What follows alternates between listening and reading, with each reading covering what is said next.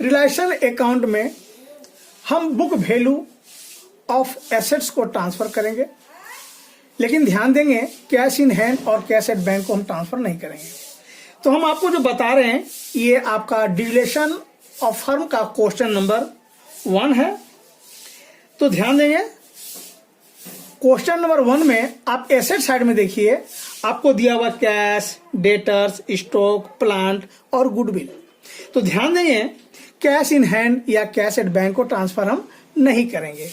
तो आइए सबसे पहले हम ट्रांसफर करते हैं डेटर्स को। डेटर्स लिखेंगे 2 साइड में और इसका बुक वैल्यू जो है आपको लिखेंगे 10,000। ये क्वेश्चन नंबर 1 है। जितना भी एसेट्स है उसको ट्रांसफर करेंगे।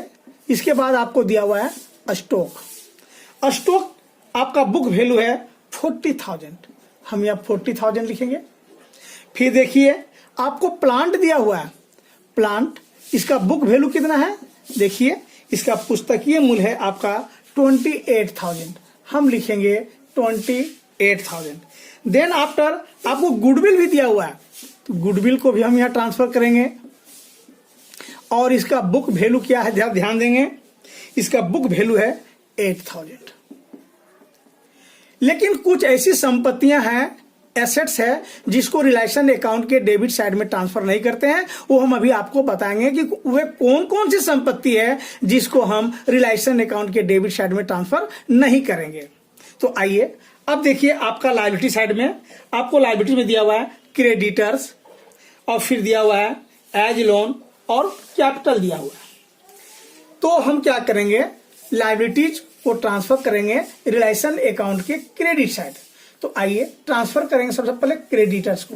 ध्यान रखेंगे हम आउटसाइड लायबिलिटीज को ही ट्रांसफर करेंगे। पार्टनर से related partners capital, partners loan, reserve fund, उसको हम क्या करेंगे, रिलेशन अकाउंट में ट्रांसफर नहीं करेंगे। आउटसाइड लायबिलिटीज में कौन कौन होता है, creditors, BP, bank overdraft, bank loan, these assets are transfer to relation account. लेकिन हम इसका बुक वैल्यू लिखेंगे, इसका बुक वैल्यू है आपका 12,000। उसके बाद आप पुस्तक में देखिए आपको दिया हुआ एज लोन, ध्यान रहे एज लोन को हम ट्रांसफर नहीं करेंगे। इसके बाद दिया हुआ है पार्टनर्स कैपिटल अकाउंट। आज मैं आपके लिए डिविलेशन ऑफ फर्म से रिलेटेड एक प्रश्न लेकर आए हैं। आज हम आपको क्वेश्चन नंबर 1 सोल्व करके बताएंगे कि डिविलेशन ऑफ फर्म से रिलेटेड बुक्स किस तरह तैयार किए जाते हैं, इसका अंतिम खाता किस प्रकार तैयार करते हैं। तो विद्यार्थियों हम आपको बता रहे हैं डॉक्टर SM शुक्ल के बुक से क्वेश्चन नंबर 1। इसी तरह हम question number 1, question number 2, question number 3 हम आपको बताते रहेंगे। तो आज हम आपके पास लेकर आए हैं क्वेश्चन नंबर 1। आप किताब से क्वेश्चन नंबर 1 देखें, हम उस क्वेश्चन को सोल्व करके आपको हम समझाने की कोशिश करेंगे। विद्यार्थियों ध्यान दें, यदि अभी तक आप मेरे चैनल को सब्सक्राइब नहीं किए हैं तो कृपया आप सब्सक्राइब कर लें, ताकि हम जो भी वीडियो बनाए वो आपके पास पहुंच सके। धन्यवाद। तो आइए हम इस प्रश्न को सोल्व करते हैं। ध्यान देंगे जब हम रिलेशन अकाउंट बनाएंगे तो रिलेशन अकाउंट में हम एसेट्स को रिलेशन अकाउंट के 2 साइड में ट्रांसफर करते हैं। लेकिन कुछ ऐसी एसेट्स है, संपत्तियां हैं जिसको ट्रांसफर नहीं किया जाता है। जैसे ध्यान देंगे cash in hand, cash at bank, discount on issue of share and debenture, profit and loss credit balance, these assets are not transfer to relation account. उन संपत्तियों को हम ट्रांसफर करेंगे जिन संपत्तियों को हम बेचकर कैश प्राप्त कर सकते हैं, उन संपत्ति को हम यहाँ ट्रांसफर करेंगे।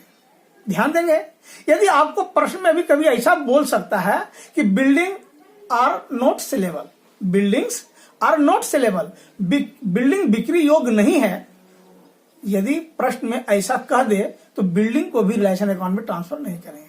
लेकिन यदि क्वेश्चन साइलेंट रहे तो हम उन संपत्तियों को ट्रांसफर करेंगे जिसको हम बेचकर कैश प्राप्त कर सकते हैं, उन संपत्तियों को रिलेशन अकाउंट के डेबिट साइड ट्रांसफर करेंगे। विद्यार्थियों रिलेशन अकाउंट के क्रेडिट साइड में हम बुक वैल्यू ऑफ लायबिलिटीज को ट्रांसफर करेंगे। लायबिलिटीज आउटसाइड लायबिलिटीज जैसे creditors, bank overdraft, bank loan, bills payable, बहुत सारी ऐसी लायबिलिटीज है जिसको हम रिलेशन अकाउंट के बाई साइड में ट्रांसफर करते हैं। तो अब आइए, हमने अभी कुछ संपत्ति और लायबिलिटीज को ट्रांसफर कर दिए। अब आगे का प्रोसेस हम बताते हैं, जरा आप ध्यान देंगे आगे की प्रोसेस क्या है। रिलेशन अकाउंट में हमने क्या किए, बुक वैल्यू ऑफ एसेट्स को ट्रांसफर कर दिए और लायबिलिटीज को ट्रांसफर कर दिए।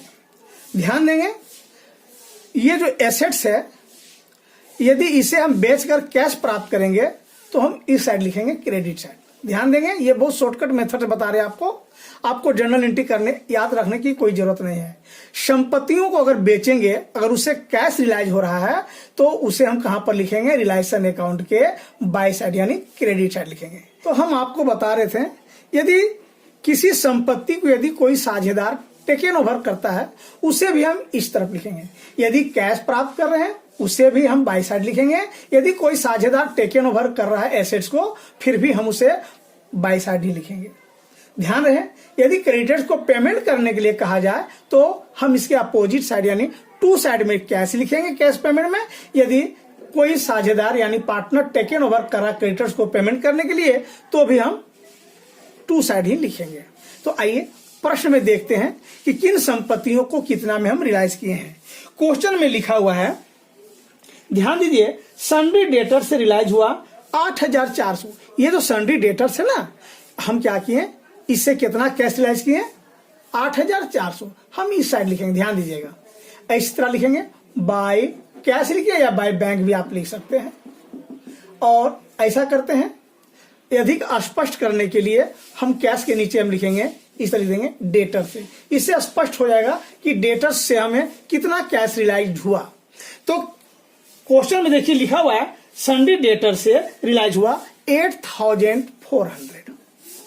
उसके बाद आप क्वेश्चन देखिए, लिखा हुआ स्टॉक से आपको 36,000, स्टॉक आपका 40,000 है ना, स्टॉक से हम रिलाइज कितना किए, यहां लिखेंगे।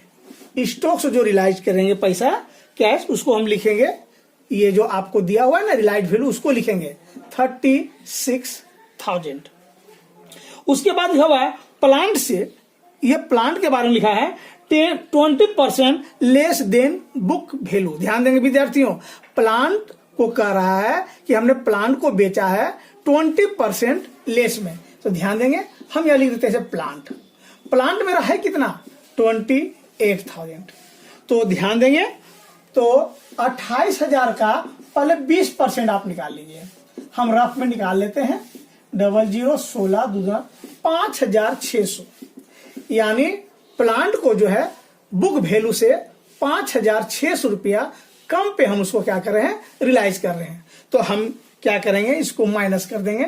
28,000 में 5,600 को माइनस कर दीजिए और लिखिए, ये हो जाएगा 400 और 7 में से 5 घटा देते हैं 2 और ये 2, यानी 22,400 रुपया आपको प्लांट से रिलाइज हुआ। ध्यान देंगे, यहां पर प्लांट का बुक वैल्यू है 28,000, लेकिन क्वेश्चन में लिखा हुआ है cash realised from plant less 20%। तो 28,000 का 20% आपका हो गया 5,600।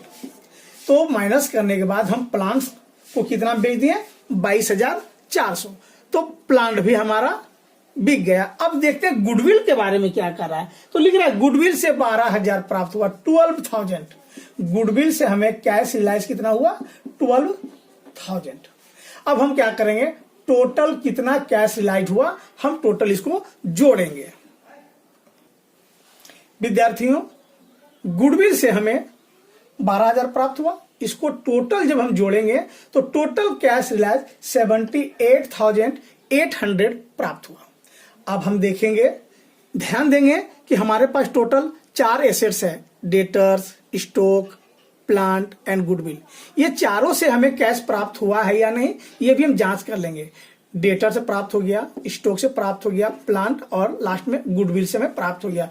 टोटल 78,800 कैश रिलाइज हुआ। अब हमारा रहा क्रेडिटर्स को। जब कंपनी डिजोल्व हो गया, कंपनी का समापन हो गया, तो हम क्या करेंगे, क्रेडिटर्स को भी पेमेंट करेंगे। आइए क्वेश्चन में अब देखते हैं, आप भी क्वेश्चन देखिए, लिखा हुआ the creditors were paid off at discount of 5%। Creditors को कह रहा है इसको 5% कम में चुका रहे हैं। ध्यान देंगे विद्यार्थियों, क्रेडिटर्स को पेमेंट करेंगे तो इसके अपोजिट साइड लिखेंगे, यहां पर लिखेंगे टू कैश अकाउंट। आप यहां अधिक स्पष्ट के लिए क्रेडिटर्स भी लिख सकते हैं, यानी हम क्रेडिटर्स को कैश पेमेंट किए। तो कितना कैश पेमेंट कर रहे हैं, तो लिखा हुआ है आपको 5% लेस, तो यानी 12,000 का 5% कितना हो जाएगा आपका 600। तो 12,000 यानी 12,000 में आप एक काम कीजिए, 600 माइनस कर दीजिए, तो हम कितना लिखेंगे, कितना चुकाएंगे 11,400, 11,400। तो अब हम ये ध्यान देंगे कि सभी संपत्तियों से हमें कैश रिलाइज हो गया और लायबिलिटीज को भी पेमेंट कर दिए। इसके बाद हम क्या करेंगे, देखेंगे कि डेबिट साइड और क्रेडिट साइड के जोड़ में अधिक किधर है।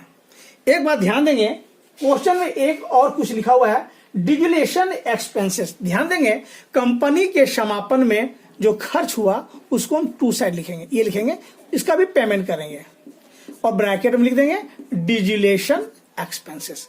डिजुलेशन एक्सपेंसेस आपको दिया हुआ है 1,200। समापन व्यय हमारा डिजुलेशन एक्सपेंसेस 1,200 है। इसका यदि हम जर्नल एंट्री करते हैं तो लिखेंगे realisation account debit to cash account, इसलिए रिलेशन अकाउंट के टू साइड में हम इसको लिखे 1,200। विद्यार्थियों, ये क्वेश्चन थोड़ा बड़ा है, समय तो लगेगा, लेकिन वीडियो को आप जरूर देखिए पूरा। आगे अब हम क्या करेंगे, देखेंगे कि ड्यूरेशन प्रक्रिया में हमें प्रॉफिट हुआ या लॉस हुआ।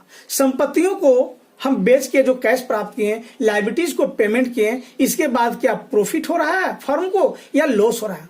तो ध्यान देंगे, रिलेशन अकाउंट मीन्स होता है आपका प्रॉफिट एंड लॉस अकाउंट, यानी जस्ट ये हमारा है तुम्हारा नॉमिनल अकाउंट, इससे या तो प्रॉफिट या लॉस फाइंड आउट होता है। यदि डेबिट साइड ज्यादा है तो हमारा क्रेडिट साइड हम लॉस लिखेंगे, यदि क्रेडिट साइड का जोड़ अधिक आता है तो हम इधर लिखेंगे आपका डेबिट साइड में प्रॉफिट। तो देखिए, हमें लग रहा, अनुमान लगाए अधिक किधर है, अनुमान लगा रहे हैं डेबिट साइड अधिक है, यानी इधर हम जोड़ेंगे, टोटल होगा 98,800। अब हम क्या करेंगे, इस अमाउंट को यहां लिख देंगे 98,800, इसको माइनस कर देंगे जोड़ के, और जो होगा ये हमारा लॉस होगा, लिखेंगे लॉस अकाउंट। हम माइनस कर देंगे, देखते हैं लॉस कितना होता है। सबको माइनस करने के बाद हमारा लॉस होता है 7,800। अब ये जो लॉस हुआ, ये लॉस किसको हुआ, पार्टनर को हुआ, इसलिए इस लॉस को हम पार्टनर के कैपिटल अकाउंट में ट्रांसफर करेंगे। विद्यार्थियों ध्यान देंगे, ए कैपिटल, बी कैपिटल और सी कैपिटल। आपको क्वेश्चन में प्रॉफिट एंड लॉस रेशियो अगर दिया हुआ है तो उस रेशियो में बांट देंगे, यदि रेशियो नहीं दिया है तो हम उसको इक्वल बांटते हैं। तो जरा क्वेश्चन में देखते हैं आपको प्रॉफिट एंड लॉस बांटने का क्या रेशियो दिया है। तो यहां लिखा हुआ है the partner share profit and losses in the ratio of their capital. Question में लिखा गया है कि लॉस को पूंजी के अनुपात में बांटेंगे। तो आइए हम इसका पूंजी का अनुपात बनाते हैं। तो ध्यान देंगे, सॉरी, ए और बी पार्टनर है, तो ए और बी का पूंजी है 40,000 और 20,000। ध्यान देंगे, इसका पूंजी है आपका, ए का पूंजी है 40,000 और बी का पूंजी है 20,000। तो इसका रेशियो बनाते हैं, 3 जीरो माइनस कर दिए, 1 जीरो 1 जीरो काट दीजिए, 2 एकम 2, 2 दूना 4, यानी कैपिटल रेशियो आपको हो गया 2:1। हम 2:1 में इसको क्या करेंगे, हम डिवाइड कर देंगे 7,800 को। तो जब हम 7,800 को हम डिवाइड करेंगे ए और बी में, तो इसका आएगा आपका हिस्सा 5,200 रुपया और इसका होगा 2,600। तो विद्यार्थियों, ये हमारा रिलेशन अकाउंट कंप्लीट हो गया। फिर एक बार हम आपको बता देते हैं कि जब हम रिलेशन अकाउंट बनाएंगे तो एसेट्स को टू साइड में और लायबिलिटीज को बाई साइड में ट्रांसफर करेंगे। लेकिन ट्रांसफर करते समय भी हम एक ध्यान देंगे कि उन संपत्तियों को ट्रांसफर करेंगे जो बिक्री योग्य है। जैसे देखिए, डेटर्स, स्टॉक, प्लांट, गुडविल, ये सबको ट्रांसफर करेंगे, लेकिन जो संपत्ति बिक्री योग्य नहीं है उसको हम ट्रांसफर नहीं करेंगे। और लायबिलिटी साइड में आउटसाइड लायबिलिटीज को ट्रांसफर करेंगे। अब हम इसके बाद आपको बताएंगे पार्टनर खाता किस प्रकार बनाते हैं। विद्यार्थियों, अभी हमने आपको बताया कि रिलेशन अकाउंट किस प्रकार फाइंड आउट किया जाता है, किस तरह तैयार किया जाता है। रिलेशन अकाउंट तैयार हो जाने के बाद अब हम पार्टनर्स कैपिटल अकाउंट बनाएंगे और पार्टनर का पोजीशन क्या है, क्या स्थिति है, क्या उससे उसको कैश पेमेंट किया जाएगा या उससे कैश लिया जाएगा, इसके लिए हम पार्टनर्स कैपिटल अकाउंट बना रहे हैं। आप हमारे वीडियो के साथ बने रहे। एज कैपिटल अकाउंट बना रहे हैं, ए का पूंजी खाता बना रहे हैं। जरा आप ध्यान दीजिए, आप सबसे पहले देखिएगा ए का पूंजी आपको बैलेंस शीट में कितना दिया हुआ है। ए का पूंजी लायबिलिटी साइड में दर्शाया होगा। तो लायबिलिटी साइड में हम देख रहे हैं कि ए का पूंजी जो है कैपिटल आपका है 40,000। बैलेंस शीट में आपको ये साइड लायबिलिटी साइड दिखा रहा है। हम जब पूंजी खाता बनाएंगे, कैपिटल अकाउंट बनाएंगे, तो उस पूंजी को हम क्या करेंगे, ठीक अपोजिट साइड लिखेंगे बाई तरफ और लिखेंगे बैलेंस बीडी 40,000। ध्यान देंगे ए का पूंजी जो है बाय बैलेंस बीडी करके लिखेंगे 40,000। अब हम ध्यान देंगे कि ए का ट्रांजैक्शन कहां का हुआ। ध्यान देंगे ए का देखिए इधर लॉस हुआ है आपका, अभी हमने आपको बताया था ना। ए का लॉस कितना हुआ, रिलायंस लॉस हुआ 5,200। तो जब रिलायंस लॉस होगा तो रिलायंस लॉस होने से क्या होता है, पूंजी में डिक्रीज यानी पूंजी में कमी होती है। तो इसको घटाने के लिए हम इधर लिखेंगे टू रिलायंस अकाउंट। अब ध्यान दीजिए रिलायंस अकाउंट में आपका 5,200 रुपया का लॉस हुआ था। तो ए का पूंजी खाता जब हम तैयार किए तो पता चला कि ए ने 40,000 रुपया पूंजी लगा रखा था। ए के नाम से फंड में 40,000 रुपया पूंजी था, कैपिटल था। कंपनी की जब समापन हो गया तो ए को हमें 40,000 पेमेंट करना था, लेकिन बाद में पता चला कि नहीं, रिलायंस लॉस हुआ है आपका 5,200। तो 5,200 माइनस करने के बाद इसे कैश पेमेंट करेंगे और लिखेंगे टू कैश अकाउंट। तो 40,000 में 5,200 घटा दीजिए, यानी इधर हो गया 8, 4 और इधर 3, यानी ए को हम कितना पेमेंट कर रहे हैं, ए को हम पेमेंट किए 34,800 रुपया। तो ये हमारा रहा ए कैपिटल अकाउंट। अब इसी प्रकार हम आपको बताते हैं बी का पूंजी खाता।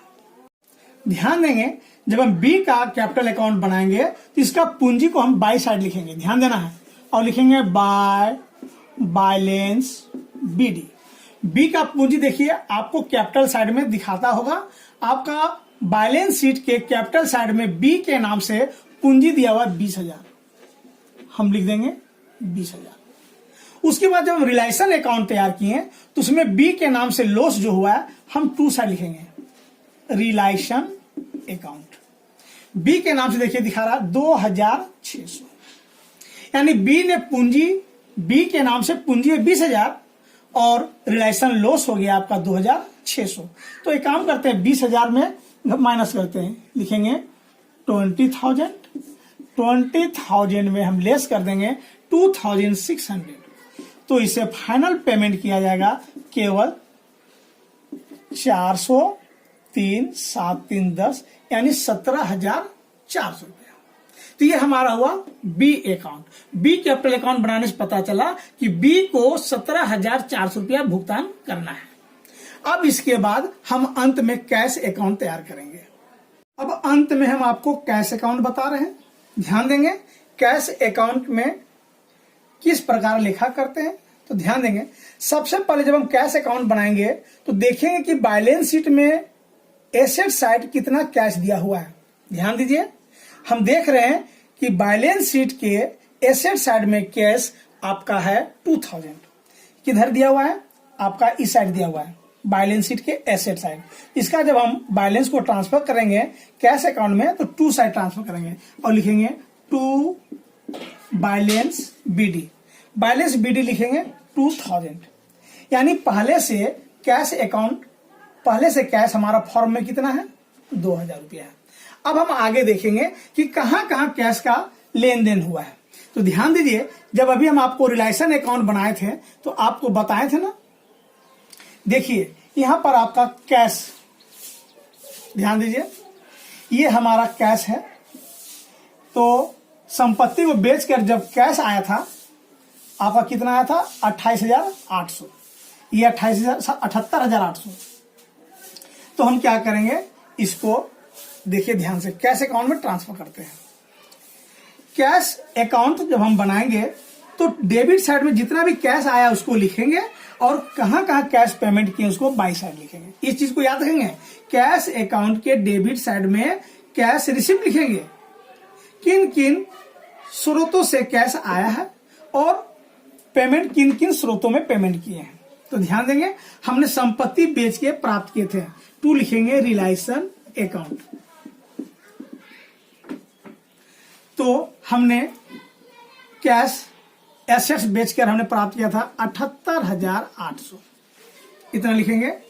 और इसके बाद हम देखेंगे रिलायसन अकाउंट में टू साइड में कैश है, लायबिलिटीज पेमेंट किए थे ना, तो हम इधर लिखेंगे बाय रिलायसन अकाउंट। बाय रिलायसन अकाउंट लिखेंगे 11,400।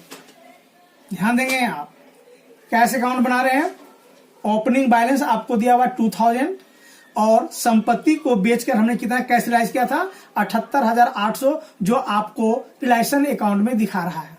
वहां से हमने ट्रांसफर किया और लायबिलिटी जब पेमेंट करेंगे तो हम इधर लिखेंगे 11,400 क्रेडिटर पेमेंट किए हैं। इसके बाद एक और पेमेंट किए थे कैश में रिलायसन एक्सपेंसेस यानी डिजुलेशन एक्सपेंसेस, यहां भी लिखेंगे हम रियलाइजेशन अकाउंट 1200 रुपया। और इसके बाद हम देखेंगे, जरा ध्यान दीजिए, अभी हमने आपको पार्टनर खाता बताए थे। पार्टनर खाता में देखिए, जब हम ए का कैपिटल अकाउंट तैयार किए थे ना, तो यहां बैलेंस जो आया था, डिफरेंस जो आया था ए कैपिटल में, लिखे थे टू कैश 34,800, यानी ए को फाइनल पेमेंट कितना दिखा रहे हैं हम 34,800। तो कैश आपका टू साइड है। जब हम कैश अकाउंट बनाएंगे तो हम इधर लिखेंगे, आपको बाई साइड में लिखेंगे, हम कैश अकाउंट में लिखेंगे, देखिए यहां पर लिखेंगे ए कैपिटल अकाउंट, यानी ए का जब हम पूंजी खाता बनाए थे, कैपिटल अकाउंट बनाए थे, तो ए को फाइनल पेमेंट करना पड़ा था 34,800। तो कैश बुक में हम क्या करते हैं, क्रेडिट साइड में पेमेंट लिखते हैं, इसलिए ए को पेमेंट किए 34,800, तो 34,800 को हम क्रेडिट साइड लिखे। अब हम क्या करेंगे, फिर बी खाता जब बनाए थे, ध्यान देंगे, देखिए बी का कैपिटल अकाउंट जब बनाए थे तो ध्यान दीजिए, टू साइड में कैश है, यहां पेमेंट किए थे 17,400, तो टू साइड में कैश है ना, तो हम क्या करेंगे, लिखेंगे फिर by capital account, by B's capital account, और लिखेंगे 17,400। इसके बाद ध्यान देंगे विद्यार्थियों, इसके बाद हम देखेंगे कैश का ट्रांजैक्शन कहीं नहीं हुआ है, लेकिन बैलेंस शीट में आप ध्यान दीजिएगा, एज लोन लिखा हुआ है 16,000। तो एज लोन यानी जब हम बिजनेस कर रहे थे, हम सब पार्टनर मिलकर बिजनेस कर रहे थे, उस समय ए से हम लोग लोन लिए थे। तो जब अब कंपनी का समापन होने लगा, फाइनल पेमेंट करना है, तो उसको देना होगा, तो इसका जर्नल एंट्री होगा A's loan account debit to cash account. तो हम इसको भी पेमेंट करेंगे और लिखेंगे A's loan, A's loan account. कितना लोन लिए हैं आपको देखिए दिखा रहा है, ए से लोन लिए हैं 16,000। अब हम क्या करेंगे, अगर हम सब कुछ सही बनाए हैं तो इसको टोटल जब जोड़ेंगे तो हमारा टोटल बराबर आना चाहिए। अगर हम मैथ सही बनाए हैं शुरू से लास्ट तक, तो कैश अकाउंट अंत में बराबर आ जाएगा। तो जोड़िए, इधर हो गया आपका 80,800, इधर जोड़ते हैं, ये होगा आपका 0, सेकेंड नंबर में भी 0, और 4 2 6, 6 4 10 8 18, बाकी रहा 1 1 2 2 और 1 3 3 7 3 10 10 10 20, बाकी रहा 2 3 3 2 5 6 7 और 1 8। इस प्रकार हमारा ध्यान दीजिए, कैश अकाउंट का टोटल दोनों साइड जो है डेबिट क्रेडिट अब वो बराबर आ गया। इससे स्पष्ट होता है कि हमने जो बनाया वो सही है। अच्छा, एक बात और ध्यान देंगे, कैश अकाउंट क्या कहता है। कैश अकाउंट का कहना है, ध्यान दें, कि पहले से कैश था आपका 2,000 रुपया, संपत्तियों को बेच के प्राप्त हुआ आपका 78,800, यानी cash realised from sale of assets आपका है 78,800। टोटल कैश रिलाइज हमारा कितना हुआ, फंड में आया 80,800। देखिए हमने पेमेंट कर दिया, क्रेडिटर्स को पेमेंट कर दिया 11,400, समापन व्यय ड्यूरेशन एक्सपेंसेस 1200 चुकाए, ए और बी को फाइनल पेमेंट किए और ए से जो लोन लिए थे वो 16,000 पेमेंट कर दिए। तो जितना कैश आया उतना सब हम डिस्ट्रीब्यूट कर दिए, यानी दोनों साइड बराबर आ गया। इससे साफ स्पष्ट होता है कि हम आपका ये जो अकाउंट्स बनाए वो 100% शुद्ध है। विद्यार्थियों, अभी हमने क्वेश्चन नंबर 1 सोल्व करके आपको बताया कि realisation account, partners capital account और अंत में कैश अकाउंट किस प्रकार बनाया जाता है। आप मेरे इस वीडियो को आप पूरा जरूर देखें।